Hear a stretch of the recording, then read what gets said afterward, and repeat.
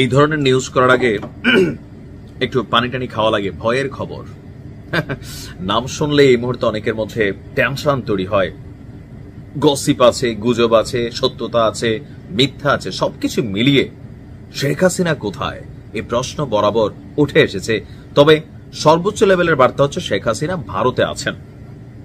এখন ভারতে কোথায় আছেন? আমরা সর্বশেষ শেখ হাসিনার অবস্থান জানছিলাম যে তিনি দিল্লিতে একটা বিশেষ প্রটোকল নিয়ে তিনি এবং শেখ রেহানা বসবাস করছেন। তো রাজনীতি কিভাবে চলছে, এই যে প্রতিনিয়ত বিভিন্ন জায়গায় বিভিন্ন ধরনের অ্যাক্টিভিটিস, সাংগঠনিক কার্যক্রম চালাচ্ছেন। অবশেষে বিএনপির জ্যেষ্ঠ যুগ্ম মহাসচিব রুহুল কবির রিজভী তিনি যে বক্তব্য দিয়েছেন, সেই বক্তব্যে অনেকেরই টেনশন হওয়ার কথা, সরকারেরও দুশ্চিন্তা হওয়ার কথা যে কোন রকমের নির্বাচনটা দিয়া আমরা রাজনৈতিক সরকারের হাতে ক্ষমতাটা ছেড়ে দেই।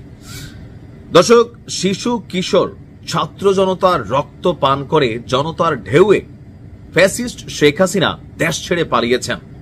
বক্তব্য রুহুল কবির রিজভীর। তিনি বলছেন যে পালিয়েও তিনি ষড়যন্ত্র থামাচ্ছেন না। কলকাতায় অফিস খুলেছে বাংলাদেশ আওয়ামী লীগ, এমনকি বাংলাদেশ বিরোধী ষড়যন্ত্র সেই কলকাতার অফিস থেকে বসেই তিনি পরিচালনা করছেন।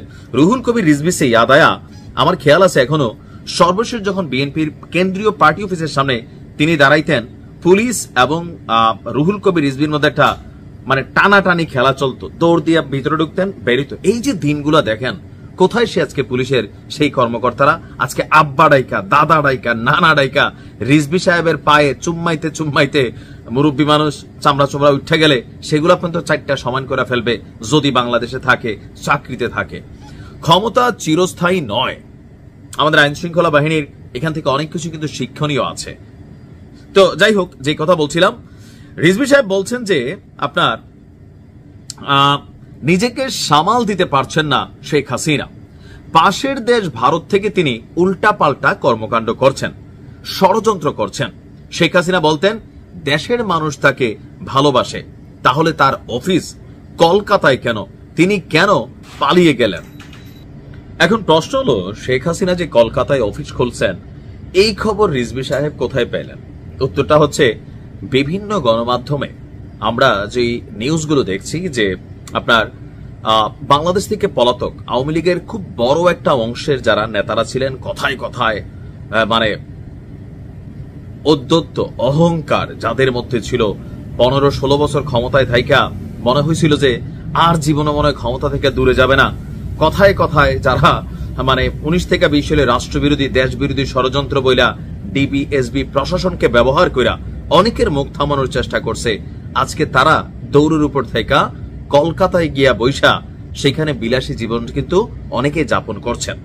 এমনকি স্বপ্ন দেখেন যে খুব শীঘ্রই আবার তারা বাংলাদেশে ফিরে আসবেন। কিন্তু আমার কাছে মনে হয় যে এই বিষয়টা এখনো তারা অনুধাবন করতে পারছেন না, যে এত সহজে চাইলে 2-4-6 মাস 1 বছরের মধ্যে আওয়ামী লীগ বাংলাদেশে আগের মতন রাজনীতি করবে, এই দিনটা কিন্তু আসলেই নাই। এই দেশের জনগণের মধ্যে এখনো বড় একটা অংশ ডক্টর ইউনূসের প্রতি হয়তো গোসা হচ্ছে, বিএনপির অপছন্দ করছে, জামাতের অপছন্দ করছে, কিন্তু এই বিগত যে লম্বা সময়ের যে কালো ইতিহাস, অন্ধকার চ্যাপ্টার, এটা রাতারাতি ভোলার মতো না।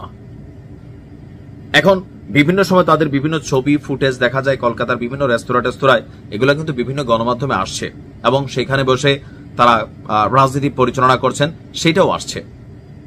আর আসাদুজ্জামান খান কামাল সহ অনেক নেতাদেরকে আপনার কলকাতায় দেখা গেছে, সেরকম ফুটেজগুলো কিন্তু ফুটেজ না, ছবি সামনে আসছে।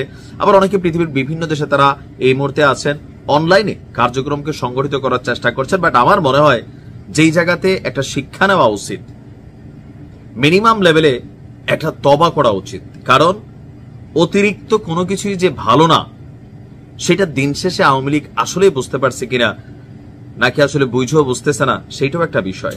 দেখেন, সত্য কথাটা বলতে হবে, একটা সময়ে এক্সট্রিম লেভেল চলে গেছিল। তো কলকাতায় বসে এই মুহূর্তে রাজনীতি করছেন। এখন দেখা যাক, ষড়যন্ত্র তত্ত্ব দিয়ে বাংলাদেশে ঢোকা যাবে না বা রাজনীতিটা স্বাভাবিকভাবে করা যাবে না। বাংলাদেশের জনগণের এখনো একটা বড় অংশ আওয়ামী লীগের সাপোর্টার আছে, তবে তারা ওই রাজপথে গিয়ে জীবন দিয়ে ফেলবে দলের জন্য, নেত্রীর জন্য, এই টাইপের সাপোর্টার আপাতত নাই। যারা আছে, পরিচ্ছন্ন রাজনীতি যদি কখনো আওয়ামী লীগ করে, তখন হয়তো অনেকেই এই আওয়ামী লীগকে সাপোর্ট করবেন। তবে এটা লম্বা চূড়া একটা সময় যেতে হবে। কারণ বাংলাদেশের রাজনীতিতে একটা সিস্টেম আছে কি, যেই সরকার ক্ষমতায় বসে তার মধ্যেই দানবীয় পাখা গজাই ওঠে, তার অনুসারীরা দানব হইয়া ওঠে, আর জনগণ তখন বিকল্প ভাইবা নেয় আগেরটাই তো ভালো ছিল। মানে 53-54 বছরের ইতিহাস এটাই বলছে, একটা সরকার টানা জনগণের ভোটে আসলে কখনো নির্বাচিত হয়নি। যারাই থাকার চেষ্টা করছে জবরদখল কইরা, রেজাল্ট দেখতেই পাচ্ছেন। ভালো থাকুন।